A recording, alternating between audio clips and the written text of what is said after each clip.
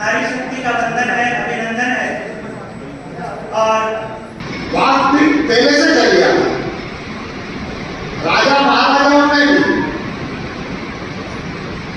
एक वाद विवाद और संवाद में से जो अमृत निकलता है वो मातृभूमि के लिए कैसे काम आए, इसके लिए वाकपीठ का आयोजन है। क्योंकि आप में से शायद मेरे ख्याल से सब में कम डिग्रियां मेरे पास ही, आप सबके पास बहुत बड़ी बड़ी डिग्रियां हैं, कोई किसी से कम बुद्धिजीवी नहीं है। इसके बाद भी एक दूसरे की बुद्धि का आदान प्रदान करके, इसको बड़ा करके, इस भारत माता के लिए, इस भारत भूमि के लिए हम क्या करें, आपके बारे में कहा गया है, गुरु गोविंद दोनों खड़े भरोसे सारे खाए साले और सतगुरु नामदारी नाम। इस एरिया की नाम आपके मार्ग पर चलेगी, इस एरिया का वातावरण आपके मार्ग पर चलेगा, इस एरिया का वातावरण आपके आचरण से होगा, इस एरिया का वातावरण आपके विचारों से होगा।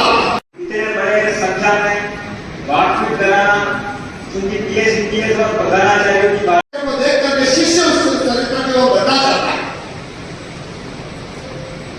इसलिए आप भगवान के अवतार में इस एरिया के निर्माण करने वाले हैं।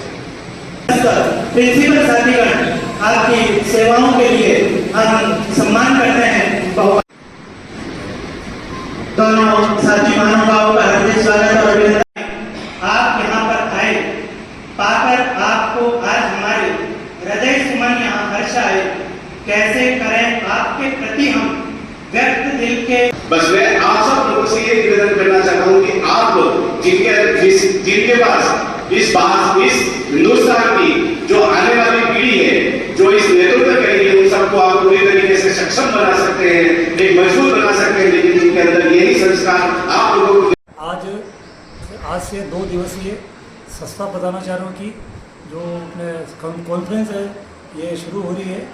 इसमें सभी संस्था प्रधान जो अपने कुछ वार्ताएं प्रस्तुत करेंगे, उन वार्ताओं के आधार पर ये जो दूसरे जो प्रधानाचार्य हैं उन वार्ताओं के आधार पर अपने स्कूल में जाकर नवाचार करेंगे और इससे शिक्षा जगत को एक बृहद जो लाभ होगा उससे बच्चों को भी फायदा होगा और सब आगे होगा।